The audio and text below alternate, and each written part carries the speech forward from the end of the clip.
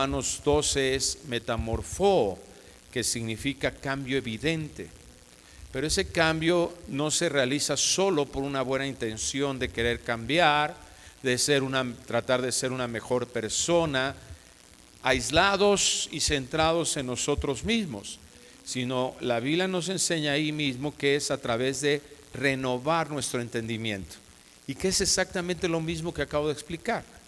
El que yo tenga un concepto en mi mente de algo y que cuando viene el Señor y lo establece diferente, entonces yo tengo que desechar ese concepto y poner en mi forma de pensamiento el de Dios. Por eso cuando nosotros estudiamos la Biblia, un maestro se para delante de nosotros a enseñarnos la Biblia. Un predicador, un pastor aquí en el púlpito, en la reunión que tenemos de la comunidad, de la iglesia local, cuando nos paramos aquí, lo más importante que hacemos no es solo escuchar a alguien que trata de convencernos de algo, sino lo más valioso que nosotros tenemos es la Biblia, la palabra de Dios. Y eso es lo que nosotros tenemos que, como decimos, comernos, alimentarnos de ella. Nuestro espíritu necesita de eso. Nuestro espíritu se fortalece de eso. Así como nos alimentamos de comida física y eso fortalece nuestro cuerpo, a la hora que nosotros nos ejercitamos, lo ponemos en práctica, esa es la comida espiritual. Cuando nosotros entendemos algo de parte de Dios y lo comenzamos a llevar a la práctica. A veces esos conceptos son pues algo que confronta nuestro propio interés o nuestro interés inmediato. ¿Qué significa eso? ¿Qué quieres hacer cuando tu hijo no te obedece? ¿Qué quieres hacer cuando tu esposa no te trata como tú estás esperando, no te da lo que tú quieres? ¿Qué sucede cuando tu esposo no te proporciona lo que tú quieres? ¿Qué pasa cuando la iglesia no te da lo que tú deseas? ¿Das gloria a Dios? ¿Sí? No, ¿verdad? ¿Qué haces? Te dan ganas de ahorcar a ese chamaco, ¿que no? Te dan ganas de decirle: Señor, mira, quiero pedirte por aquel hermano que me hizo tal cosa. Te suplico que lo ilumines. A veces nos dan ganas, ¿verdad?, de agarrarlos así del pescuezo, echarlos para afuera de nuestras vidas. Y luego, si eres impulsado por la cultura, somos impulsados por la cultura de hoy, que nos dice, ¿verdad?, que echa todo lo tóxico fuera de ti. Y echamos todo lo tóxico fuera de nosotros, menos el chicharrón prensado, ¿verdad? Y esa ideología nos va a hacer centrados en nosotros mismos. Y es algo que tenemos que cuidar. Ahí es donde viene la confrontación en nuestro corazón. Cuando Dios te dice a ti como esposo que ames a tu esposa como Cristo amó a la iglesia. Y en ese momento que tienes todas las ganas de echarte a correr de ese matrimonio y decir, yo no sé cómo escogí a esta mujer, y te dan ganas de ir al registro civil y poner ya una demanda de divorcio, Dios te dice: ama a tu esposa como tú fuiste amado. Sujétate a tu marido como Cristo, como la iglesia se sujeta a Cristo. Honra a tu padre y a tu madre. Padres, disciplina a tu hijo en la disciplina del Señor. ¿Te das cuenta? Son cosas. No des falso testimonio. No robes, no hurtes. Y cuando Dios nos empieza a decir eso, nos vamos a confrontar y decir: oh, es que siempre lo he hecho. Y muchas veces me he salido con la mía. Y muchas veces he obtenido beneficios. Y Dios nos empieza a cambiar los conceptos. Y ahí es donde nosotros podemos tomar la decisión y creerle a Dios. Es donde nuestra fe comienza a ser una realidad. Si yo estoy convencido de que esto es la verdad, entonces empiezo a hacer lo opuesto a lo que mi carne me dice, lo opuesto tal vez a lo que toda mi vida he hecho, y entonces espero que Dios dé el fruto que ha prometido. Yo amo a mi esposa, y eso significa darle un bien constantemente, no importando lo que ella haga, no importando lo que haya hecho antes y no importando su desempeño después. ¿O no fuimos amados así por Dios? ¿Cuántos nos ganamos el pan de todos los días? Muchos pueden decir, yo trabajo todos los días. ¿Y a quién le pertenece toda esta comida que nos comimos esta semana? De Jehová es la tierra y su plenitud, el mundo y los que en él habitan. Todo le pertenece a Dios. Aunque tú pienses que te trabajaste y todo eso, los bolillos que te echaste, esas tortillas que te echaste esta semana, le pertenecen a Dios. Y a veces tenemos esa idea, me lo gané. La fuerza que tienes la sustentó Dios para que trabajaras y tuvieras ese beneficio. Todo se origina, toda buena dádiva y todo don perfecto se originan en el Padre de las luces, en Él. Por eso es para Él toda la gloria. Él es el que nos ha dado todo el bienestar siempre. Desde antes que lo conociéramos, su misericordia se manifestó. Todos los días salió el sol y gracias a ese sol respiramos. Cuando venimos a Él, todo ese pecado que cometimos y todas esas traiciones que cometimos contra Él las conocía y Él nos amó y Cristo pagó por todo eso. Desde antes Él nos amó, aún no mereciéndolo.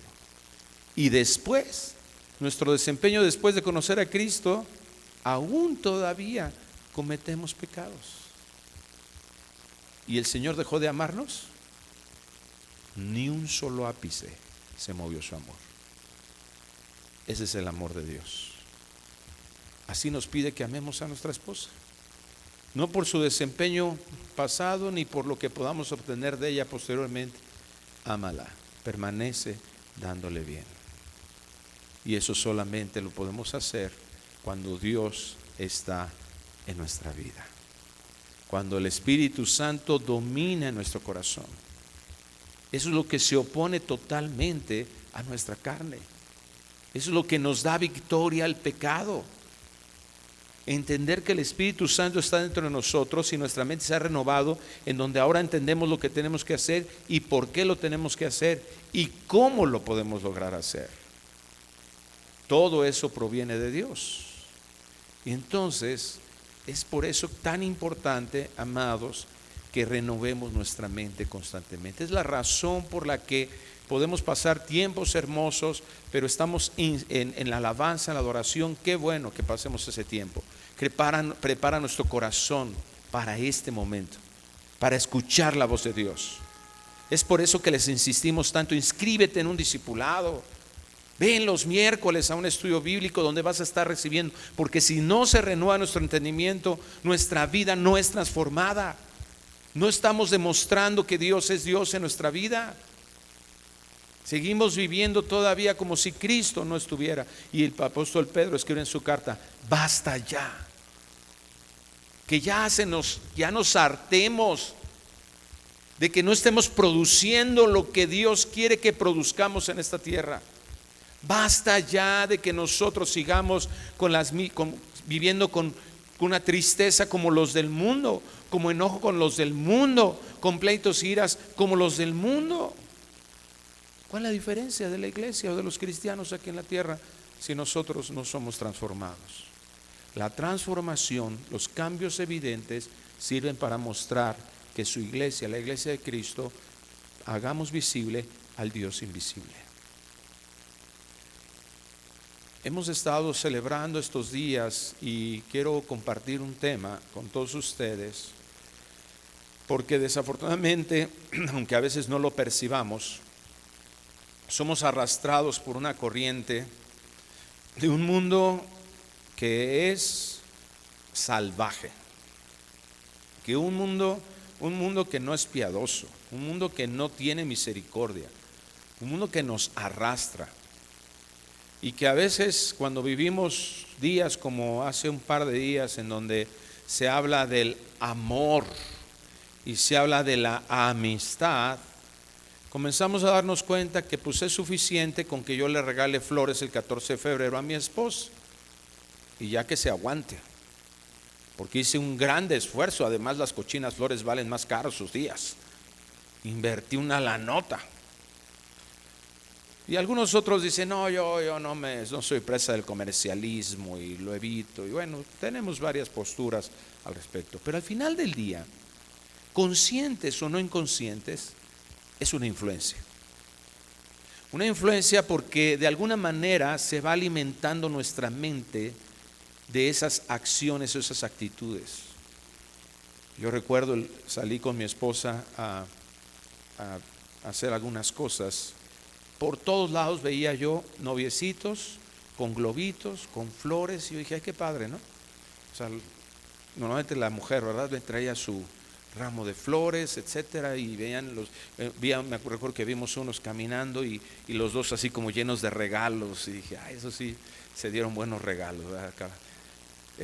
Qué bueno, y eso no es lo que esté mal. El problema es cuál es el concepto que se va generando en nuestra mente o en la mente de nuestros hijos, en la mente de las personas, en ese ambiente, al ver esas acciones.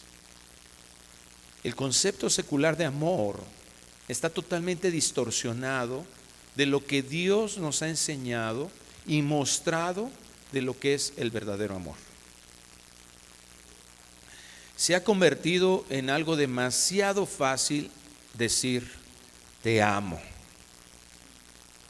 Esa actitud tan sencilla, tan simple, tan superficial, tan fácil de decir, trae un contexto que si nosotros no lo revisamos, si nosotros no lo analizamos, si nosotros no lo concientizamos, podemos caer fácilmente en esa forma de expresión que dice la Biblia que de la abundancia del corazón habla la boca. Comenzamos nosotros a ser influenciados por un lenguaje que está demostrando lo que está dentro de nosotros, en los conceptos que tenemos.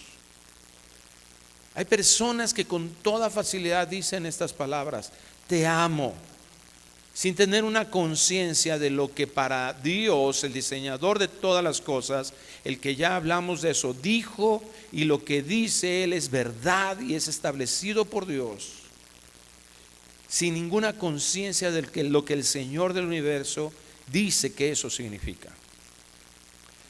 Esta distorsión de conceptos es lo que, como ya lo mencioné, al llegar a Cristo requerimos que se renueven para cumplir el propósito de nuestra existencia, de nuestro vivir, de nuestro caminar en esta tierra. Glorificar a Dios, exaltar y mostrar sus hermosas virtudes. Es nuestra responsabilidad poder impactar en este mundo al vivir los conceptos de Dios, al experimentar los conceptos de Dios que van a ser contrastantes con los conceptos que este mundo tiene. Ese es el objetivo.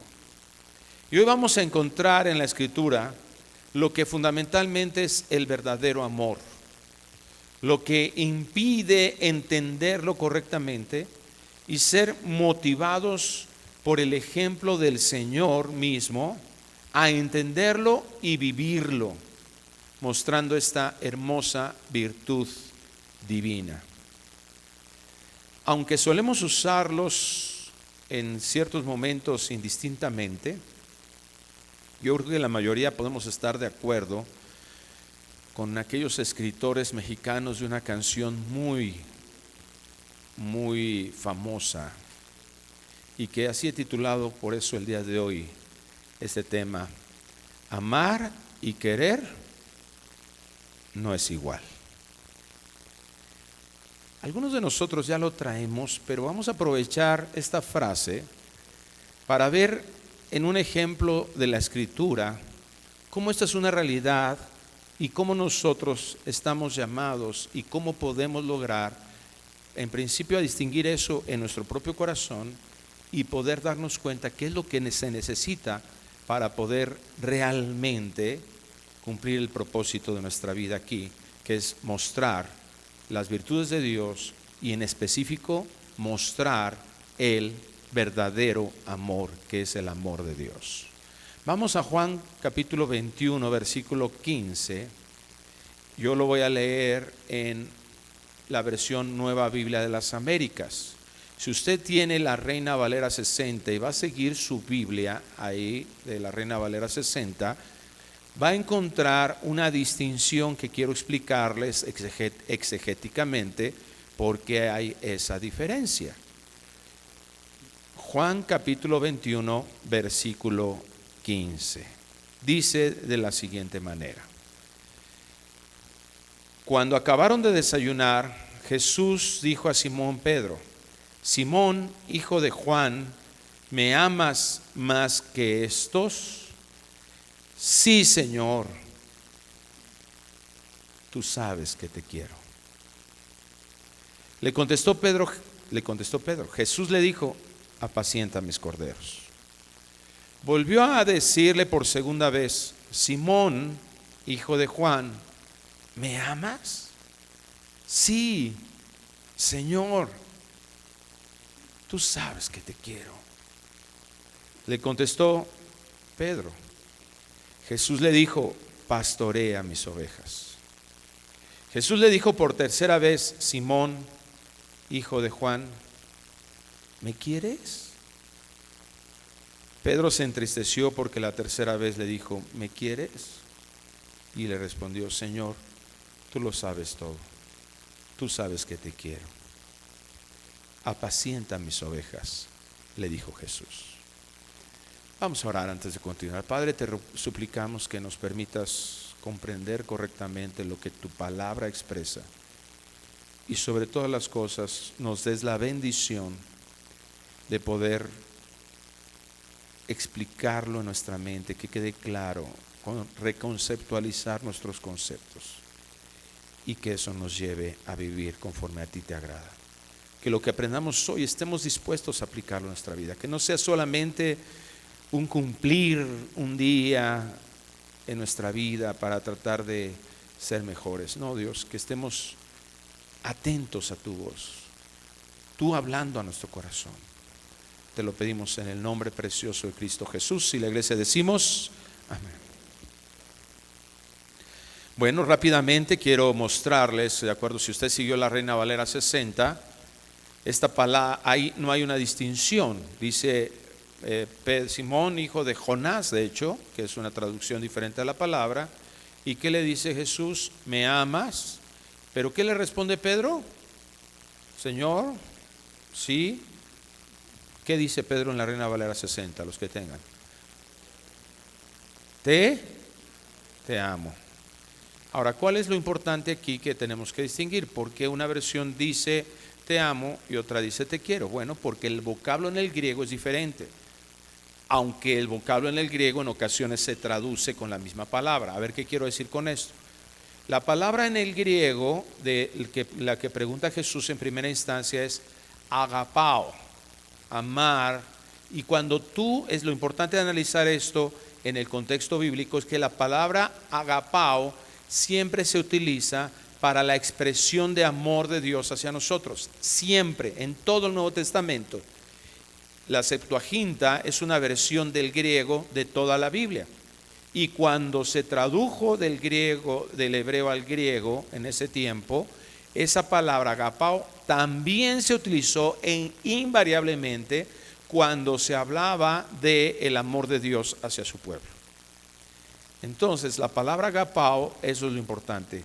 ¿Por qué Nueva Biblia de las Américas y las últimas traducciones de revisión, las últimas revisiones, inclusive las últimas revisiones de Reina Valera, tienen ya diferencia? Porque la palabra que utiliza en la respuesta que da Pedro en primera instancia no es agapao, es fileo. Esa palabra fileo en ocasiones se traducía como amor, se puede llegar a interpretar amor.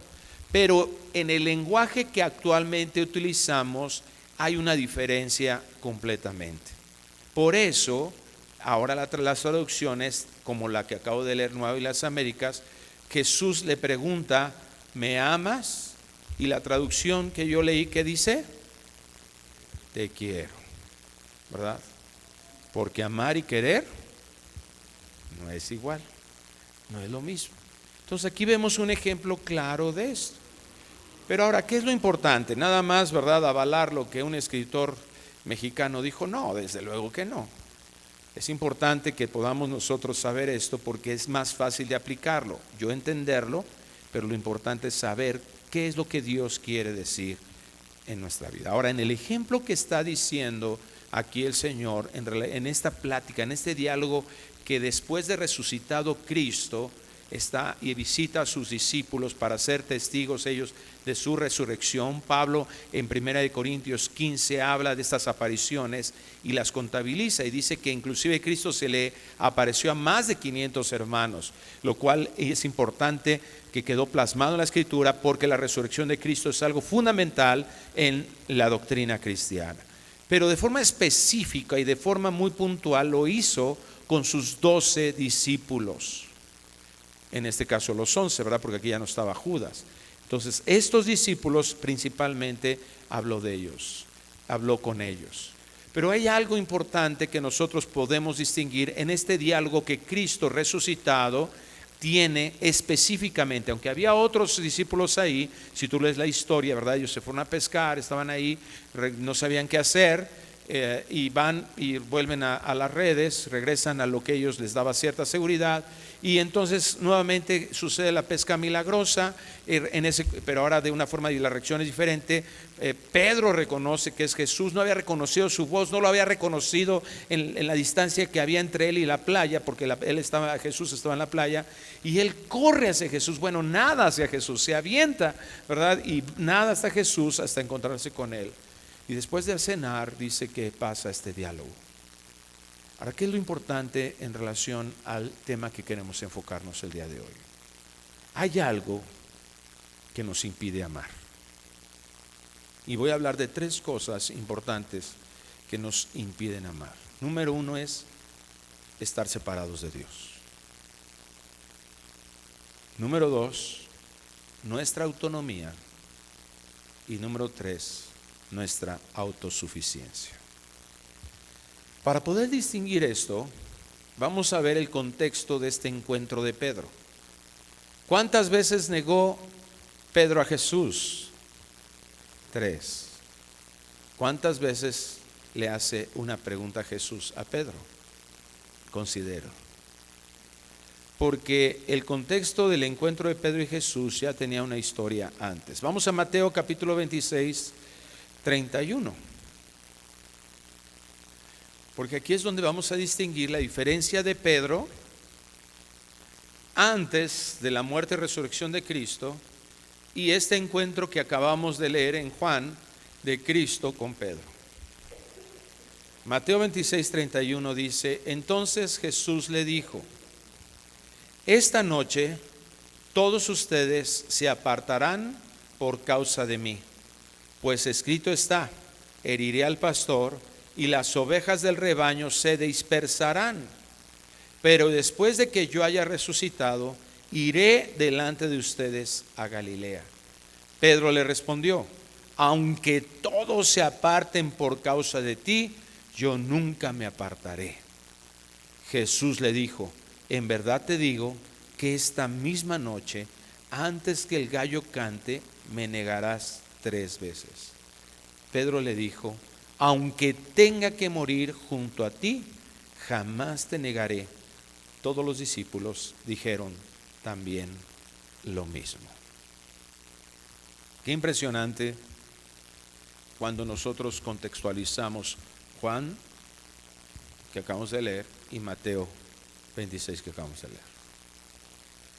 Ahora, ¿qué es lo importante que podamos nosotros distinguir aquí? Es precisamente las cosas que muchos de nosotros, así como Pedro, y que como los discípulos que estaban ahí, pudieron expresar. Porque muchos de nosotros nos hemos atrevido a ser un Pedro antes de la resurrección.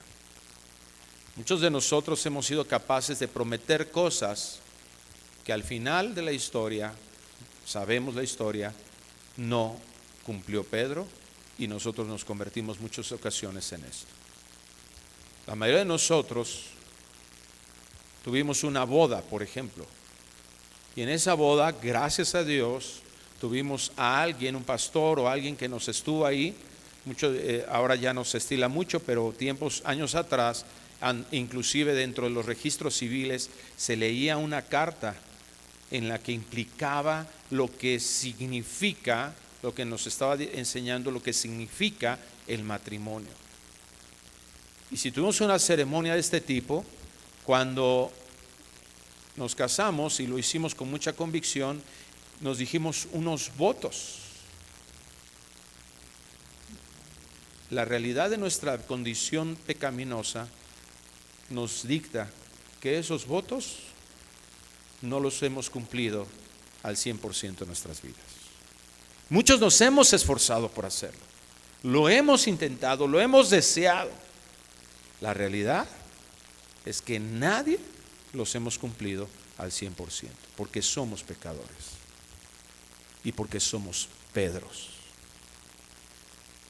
Porque nuestros conceptos han estado tan distorsionados en nuestras vidas. Y repito, insisto, la necesidad de que esos conceptos sean renovados. Número uno, tenemos que entender que la sinceridad no es suficiente para amar. Yo no dudo que esos votos o que esas promesas de amor hacia otra persona no hayan tenido sinceridad. Yo creo firmemente que Pedro había sido sincero, pero tenemos sobrevaluada la sinceridad, porque a veces creemos que con sinceridad vamos a solucionar todo. He escuchado a personas que piensan que van a llegar al cielo, que han sido perdonados sus pecados porque le han pedido sinceramente a Dios que se los perdonara. Terrible noticia para esas personas decirles que eso no alcanza para que sean perdonados. La Biblia enseña que no importa lo que tú pidas ni cómo lo pidas, la única manera de poder ser reconciliado con Dios, de que nuestros pecados sean perdonados, es creyendo que Jesús pagó por ellos. La sinceridad no alcanza tanto. Esa es la noticia que debemos de tener. Esa es la convicción. La sinceridad me lleva a centrarme en mí mismo, en lo que yo creo poder haber logrado, en cómo pedí las cosas. Se centra en mí.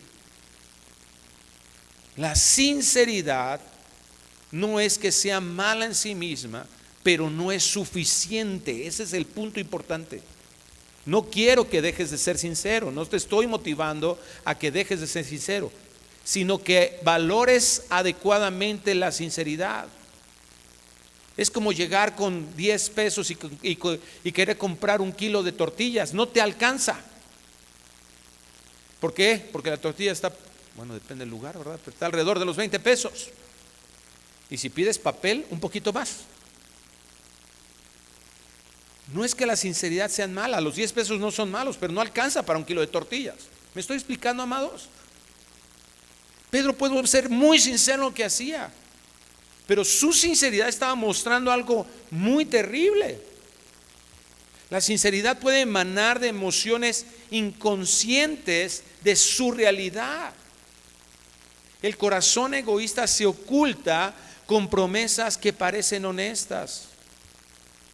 Con tal de conquistar tu corazón, te voy a prometer bajarte el cielo y las estrellas y la luna. Hoy vengo muy cantante de canciones mexicanas, ¿verdad? Te puedo prometer todo. A ver, hermanas, ¿les bajaron la luna? Bueno, si les hubieran bajado una estrella ya no estarían aquí, ¿verdad? Hubieran quedado quemadas totalmente. Llegamos a prometer cosas sin estar conscientes de su significado. Pedro lo hizo. ¿Solo Pedro? Dice ahí, todos los discípulos dijeron también lo mismo. No interpretemos nuestras promesas sinceras como amor, porque nosotros somos la evidencia de que fallamos totalmente. Número 2, comparemos a Pedro aquí con el Pedro después de Cristo resucitado. Pedro, ¿qué estaba diciendo? Fíjate bien, Cristo les dice, escrito está. Si tú revisas en el versículo 31 de Mateo 26, ahí Jesús está recordando palabras de Dios, la escritura inspirada hasta ese momento. Está recordando al profeta Zacarías. Le está diciendo, a ver muchachos, la Biblia dice, Dios dice, herirá al pastor y las ovejas del rebaño se dispersarán. Esto va a suceder. Les está dando ahora una predicación en ese instante, les está haciendo una hermenéutica perfecta, porque Cristo es el que utiliza la hermenéutica perfecta. ¿Qué significa eso? Cristo interpreta perfectamente la Biblia. O sea, si nosotros queremos saber qué es lo que quería decir Dios en Zacarías, aquí Cristo nos los dijo. Este es el momento en el que se va a cumplir la Biblia. Aquí está. Después de que yo haya resucitado delante de ustedes a Galilea, y le respondió, aunque todos se aparten por causa de ti, yo nunca me apartaré. Esto es impresionante, porque el mismo Dios que dijo sea la luz, ¿qué sucedió cuando dijo Dios sea la luz? Fue la luz, porque lo que Dios dice, eso se cumple. ¿Cuántas palabras necesita nuestro corazón para reconocer que lo que Dios dice es verdad? Bueno, Pedro necesitó no tan solo palabras. Cristo le recordó la escritura, Cristo le interpretó la escritura, Cristo le volvió a decir nuevamente que eso iba a suceder. ¿Y Pedro qué dijo? No, con todo sí, yo no, Nel, para nada. ¿Te estás equivocando, Dios? Yo no soy eso. Qué impresionante, ¿verdad? Decirle eso a Dios. Te digo una cosa, se lo decimos muy a menudo. Cuando no reconocemos quiénes somos, estamos diciéndole a Dios, no, yo no soy eso. Amados, estamos tan influenciados por una filosofía humanista que ha alimentado nuestra carne y nos hemos autoconvencido de que somos buenas personas. ¿No sabes con cuántos papás he hablado? ¿Y sabes qué es lo que me dicen todos los papás de sus hijos? A pesar de que se están quejando de su rebeldía, en ese mismo instante, en ese mismo contexto, ¿sabes qué me dicen? Pero son buenos muchachos. Y yo no les sonrío. Y me dan ganas de enseñarles Romanos capítulo 3, donde dice que no hay justo alguno, no hay quien haga el bien. En otras palabras, todos somos malos. Por cuanto todos pecamos, ¿pecar es algo bueno? ¿Te das cuenta la influencia terrible que tenemos? Si nosotros partimos del hecho de que somos buenos, ya empezamos mal. Pedro partió de ese mismo punto y le dijo al Señor, no. Y Jesús, Pedro, no, yo no. ¿Qué es lo que está manifestando Pedro aquí? Se llama autosuficiencia. Amados, la autosuficiencia estorba al amor. Porque la autosuficiencia, que está obviamente centrada en uno mismo, está emanando de mi desempeño, de mi esfuerzo personal. Vamos a 1 de Juan capítulo 4 versículo 7 para darnos cuenta de esta realidad que Dios nos está expresando y que esta verdad nos haga reconocer en cuántas ocasiones, en cuántas áreas de nuestras vidas nos hemos comportado de esta manera, autosuficientes. Dice 1 Juan 4:7, amados, amémonos unos a otros, porque el amor es de Dios, no de Pedro, no de los discípulos, no de la iglesia de Nesa, de Vida Nueva. El amor es de Dios. A ver, ¿qué quiere decir esto? Y todo el que ama es nacido de Dios y conoce a Dios. El que no ama no conoce a Dios, porque Dios es amor. ¿Qué distingue a una persona incrédula? ¿A alguien que no ha nacido de nuevo? Que no ama.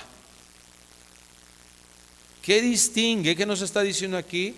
Que cuando alguien no ha nacido nuevo, no es cristiano, es autosuficiente. Establecemos nuestra propia justicia, establecemos nuestra propia forma de llegar al cielo, por eso decía hace un momento, ¿verdad? La sinceridad nos lleva equivocada o limitada, nos lleva a la autosuficiencia, porque yo soy muy sincero, yo ya le pedí a Dios perdón, yo sé que Dios es bueno y me va a perdonar, y Dios voltea y te dice, no siquiera me estás haciendo caso. ¿No te das cuenta de tu total injusticia y que la única manera es tener una justicia perfecta delante de mí? Eso es lo que estoy demandando de ti, no la tienes. Por eso afirma Romanos 3 que no hay bueno ni a uno, no hay justo ni a un uno. Porque un solo acto de injusticia contamina todo lo que nosotros podríamos denominar como justicia. Fue lo que hizo necesario el que viniera el Hijo de Dios, Dios mismo se encarnara para venir y vivir una vida justa, sin excepción, total y absolutamente justa, porque esa justicia es la que a través de la fe se nos imputa y es la que es necesaria para poder tener una relación con Dios. Entonces, cuando nosotros somos autosuficientes, entonces, ahora tú puedes venir a Cristo, pero seguimos contaminados todavía con la autosuficiencia. Si tú creíste en Cristo como tu Señor y Salvador, necesitamos todos nosotros renovar nuestra mente. La autosuficiencia llegó desde que el pecado llegó. Cuando Adán, ¿qué hizo Adán con su pecado? Cuando vio que estaba desnudo. Autosuficiente. Yo lo arreglo. Yo veo cómo hacerlo. Quítate eso de tu mente. No podemos arreglar absolutamente nada.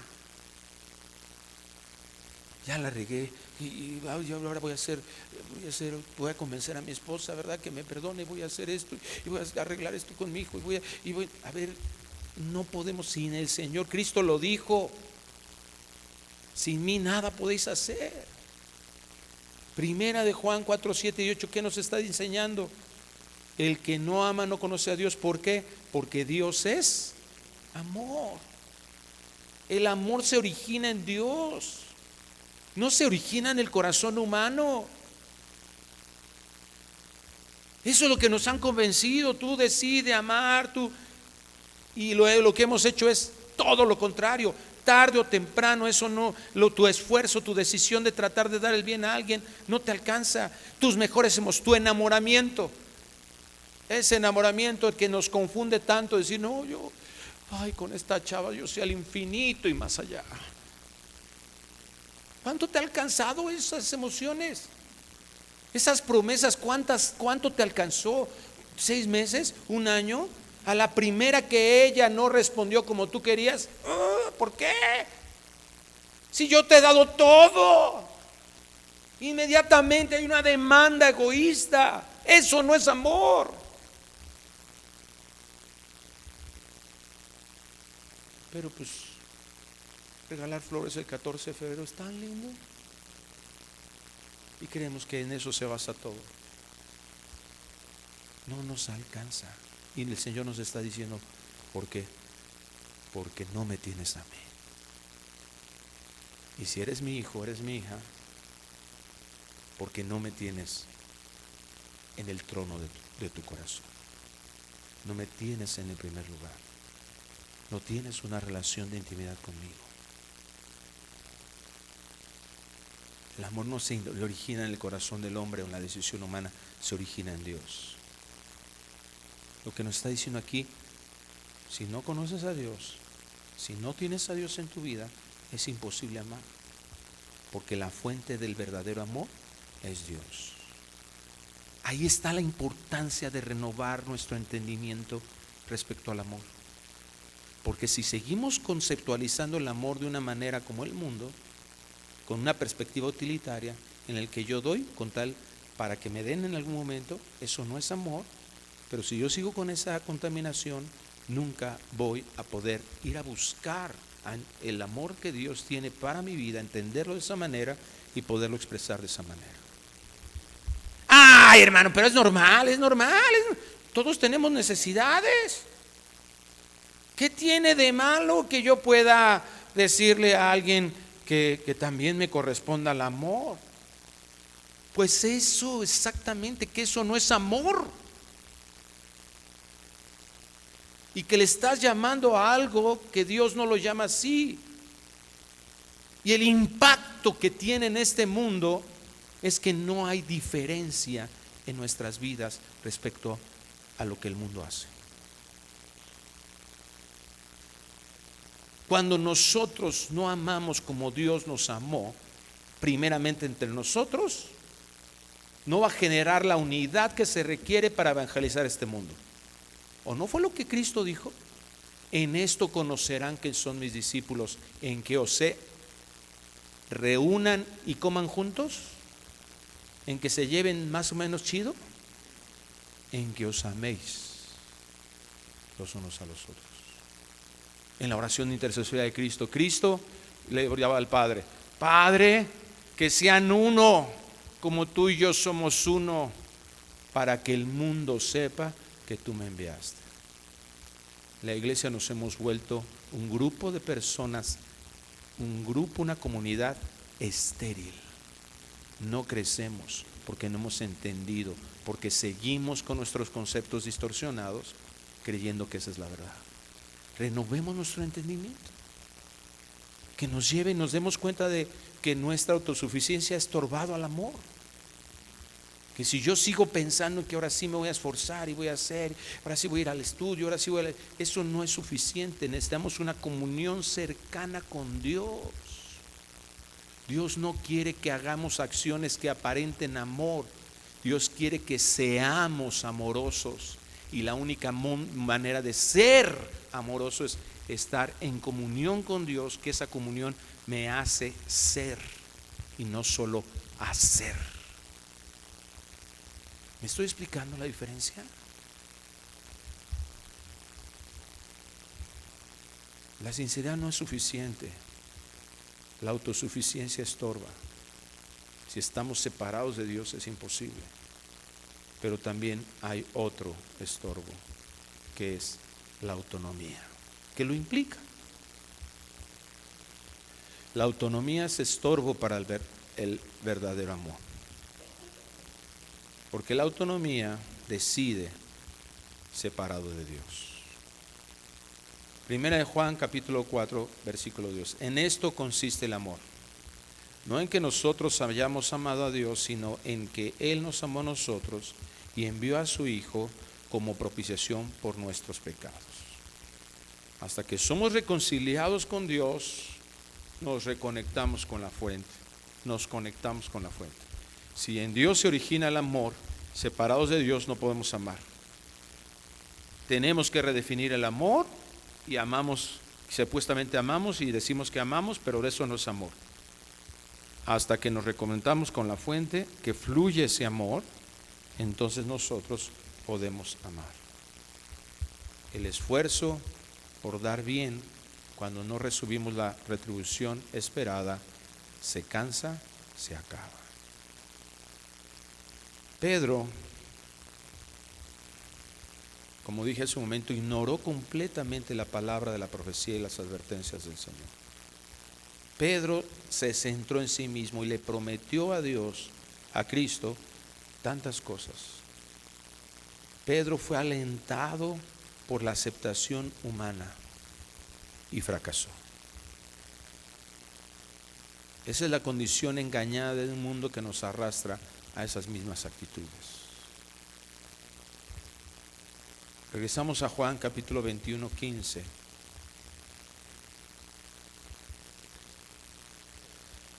Cuando acabaron de desayunar, Jesús dijo a Simón Pedro: Simón, hijo de Juan, ¿me amas más que estos? Sí, Señor, tú sabes que te quiero, le contestó Pedro. Amar y querer no es lo mismo, y es muy útil para nosotros que podamos distinguir esta diferencia, porque nos lleva a reconocer la incapacidad que tenemos para amar con honestidad. ¿Te das cuenta de la diferencia del Pedro soberbio, autónomo, autosuficiente? ¿Qué hacía? Yo, Señor, yo te prometo, yo voy a hacer. Y ahora Pedro, pasando por todo lo que tenía que haber pasado: Pedro, ¿me amas?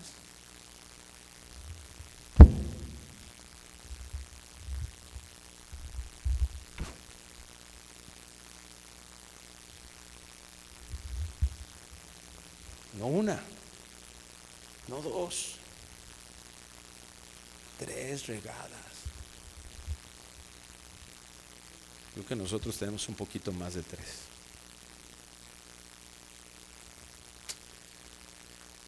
Dijo Señor.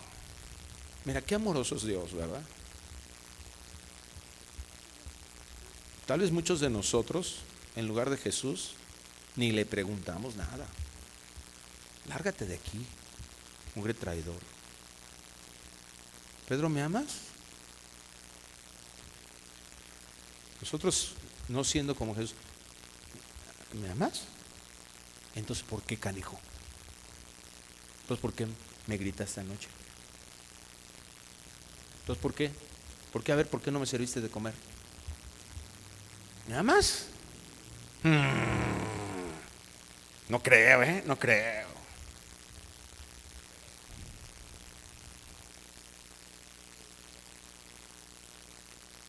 Tal vez hubiéramos cacheteado a Pedro, ¿no?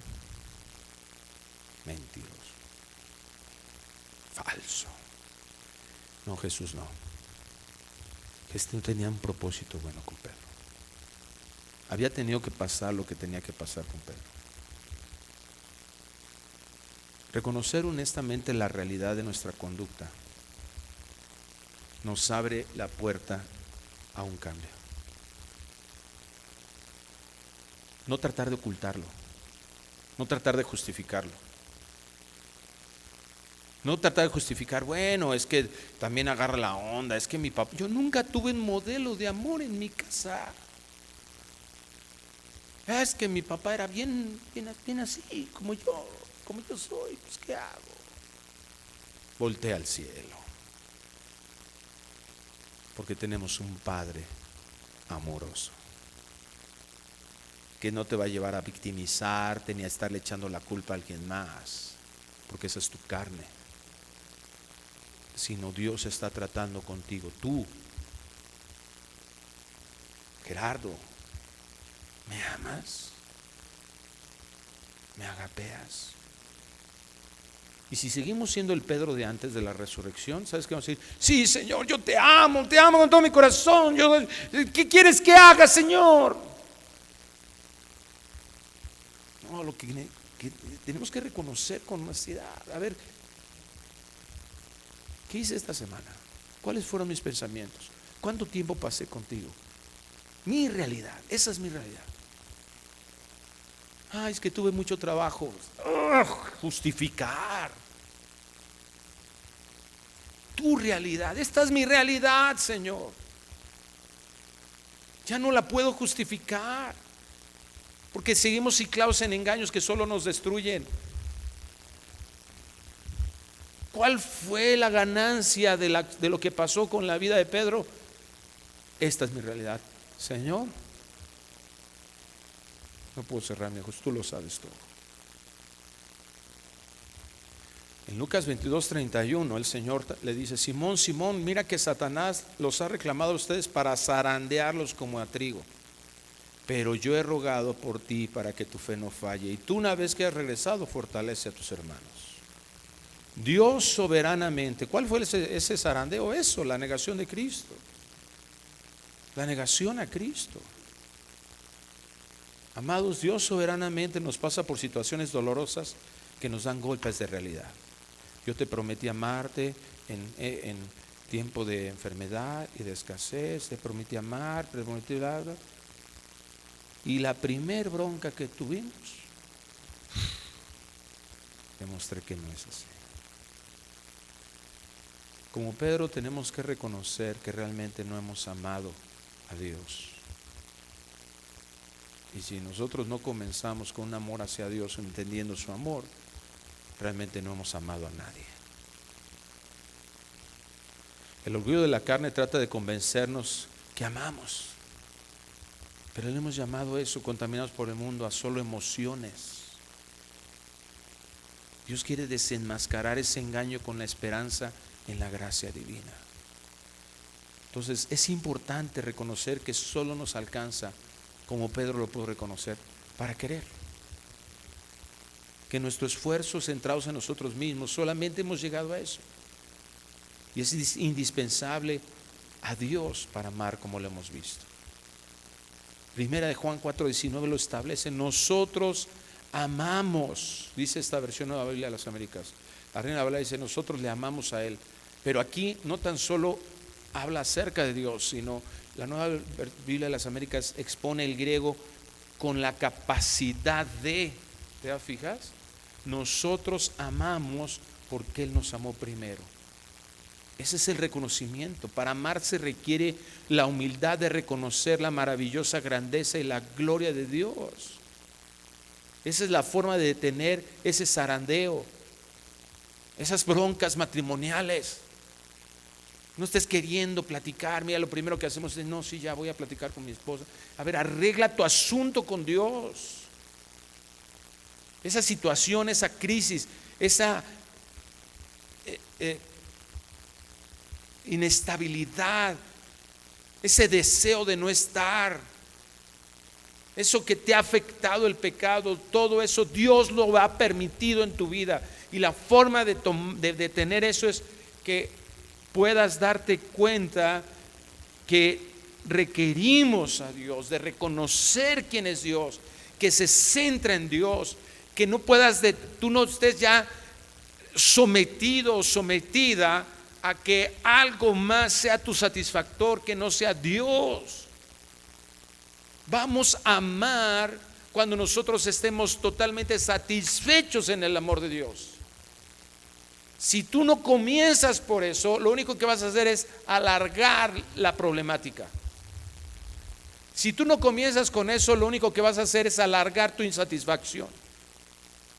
Porque estás queriendo que alguien que no es Dios provoque esa satisfacción. Dios nos diseñó para ser satisfechos en Dios. Y cuando nosotros lo estamos buscando en otra cosa que no es Dios, le estamos dando calidad de Dios a esa persona o a ese elemento o a esas acciones. Déjame decirte algo: los esposos somos terribles dioses. Las esposas son terribles dioses, pésimas. Los hijos son terribles dioses. El único Dios vivo y verdadero es el que nos va a mostrar y nos ha modelado el amor. En ese momento de rendición, Dios nos provee de amor, y de ese amor que va a cumplir el propósito de nuestra existencia.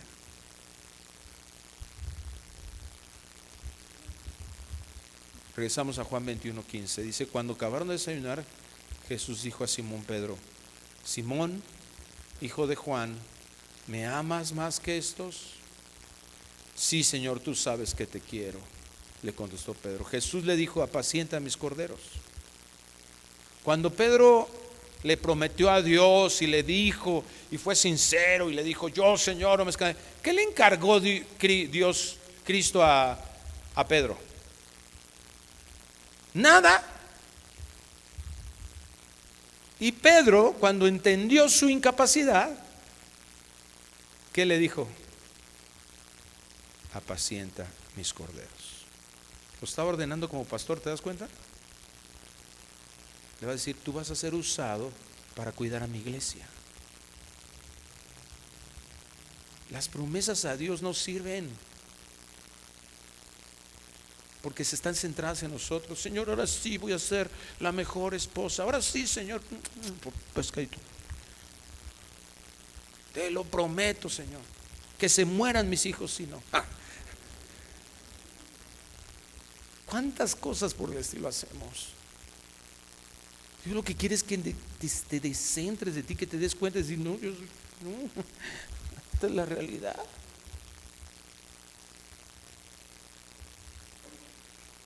Me dan ganas de no proveerle a mi esposa. Ya emocionalmente no me ha importado, no me interesa. Ya mis hijos ya quiero que se larguen. Me tienen harto su desobediencia, su ingratitud. Esa es mi realidad. Deja de justificarla. Señor, siento algo lindo por ti. Honestamente te lo digo, pero amarte, te confieso eso como un pecado.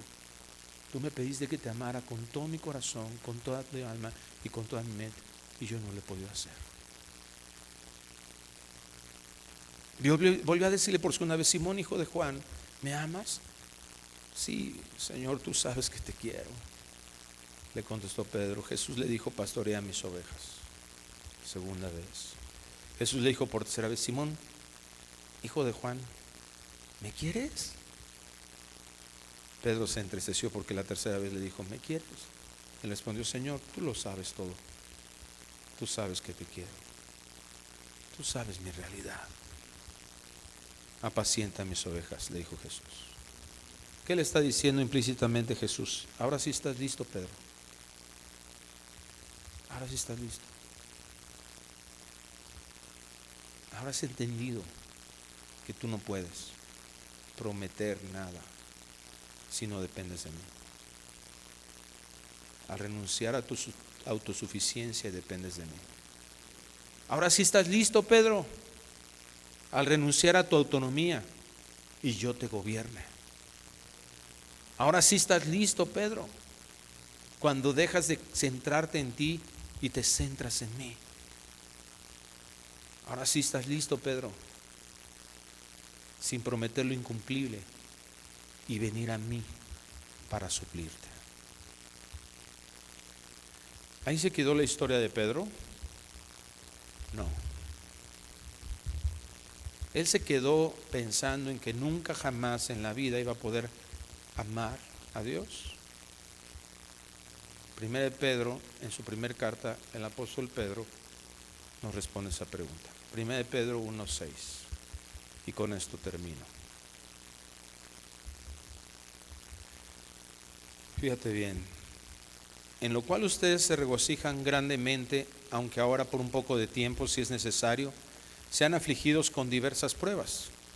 Pedro entendió que las pruebas son necesarias para la vida cristiana, para que la prueba de la fe de ustedes, más preciosa que el oro que perece, aunque probado por fuego, sea hallada que resulta en alabanza, gloria y honra en la revelación de Jesucristo.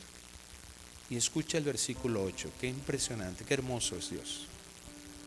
A quien sin haber visto, ustedes lo aman, y a quien ahora no ven, pero creen en Él y se regocijan grandemente con gozo inefable y lleno de gloria, obteniendo como resultado de su fe la salvación de sus almas. ¿Sabes qué es lo impresionante en el versículo 8? quien sin haberle visto, ustedes le aman. ¿Le qué, hermano? Aman, le amamos. ¿Qué vocablo crees que utiliza Pedro aquí? Tal vez muchos de nosotros podemos esperar fileo, pero no es fileo, es ágape, agapao. Dios es hermoso y nos enseña que amar y querer no es igual, pero sí podemos amar como Él nos amó, única y exclusivamente viviendo en comunión cercana con Él. Amén. Cierra tus ojos, por favor. Padre, gracias por tu palabra. Ayúdanos para que nos demos cuenta que nuestras mejores intenciones, nuestros mejores deseos, nuestros mejores propósitos para hacer algo que tú nos has pedido no nos alcanzan. Nuestra sinceridad no nos alcanza. Muchos de nosotros no hemos ido a la fuente y al origen de todo el bien, porque hemos estado confundidos creyendo que si compramos unas flores o si hacemos una celebración, si tratamos de hacer lo opuesto a lo que hicimos, entonces eso basta. Pero eso no te glorifica, porque no estamos recurriendo a ti. Y eso nos ha llevado a fracaso tras fracaso, y a muchos de nosotros a una grande frustración. Pero gracias por esa frustración, por ese zarandeo que nos está indicando que no hemos recurrido a ti, que nuestro esfuerzo no ha alcanzado. Gracias porque el día de hoy nos podemos dar cuenta de eso, para que nos demos cuenta que estamos limitados y que hasta que rindamos nuestra vida a ti y busquemos tu rostro cada mañana, cada instante, que te consideremos en cada paso que demos, una dependencia real, definida en ti, es lo que hará la diferencia. Es el tiempo en el que nosotros demos un fruto espiritual, un verdadero gozo, una verdadera paz, un verdadero amor, mansedumbre, templanza, que emanan de que ser tus hijos, de ser tus amigos, de estar ahí y disfrutar quién eres tú. Y eso, Señor, es lo que va a traer una verdadera transformación, que va a ser una influencia para otros, que tú las vas a usar para que otros vengan al conocimiento de ti, que la vas a usar para que haya unidad en la iglesia, para que haya unidad en nuestra familia, pero no porque queremos solo ponernos de acuerdo para arreglar las cosas, sino para que podamos amarnos los unos a los otros sacrificialmente, no ponernos a nosotros como lo más importante, sino a ti. Y que tú nos has enseñado que eso significa poner a nuestros hermanos como lo más importante, poner la necesidad de mi esposa, de mi esposo, de mis hijos como lo más importante, porque ahí es donde se va a mostrar que estamos satisfechos en ti. No necesitamos demandarle nada a nadie, porque tú eres suficiente en nuestro corazón. Y que cuando eso no sea una realidad, nos demos cuenta que algo nos está faltando en esa comunión contigo, y que nada en este mundo va a poder alcanzar lo que tú sí puedes hacer en nuestro corazón. Gracias, Dios. Te pedimos que traigas esa convicción a nuestras vidas y que tu palabra quede sellada en nuestro corazón para tu gloria. Te lo rogamos en el nombre precioso de Cristo Jesús. Amén. Que Dios les bendiga, hermanos. Gracias.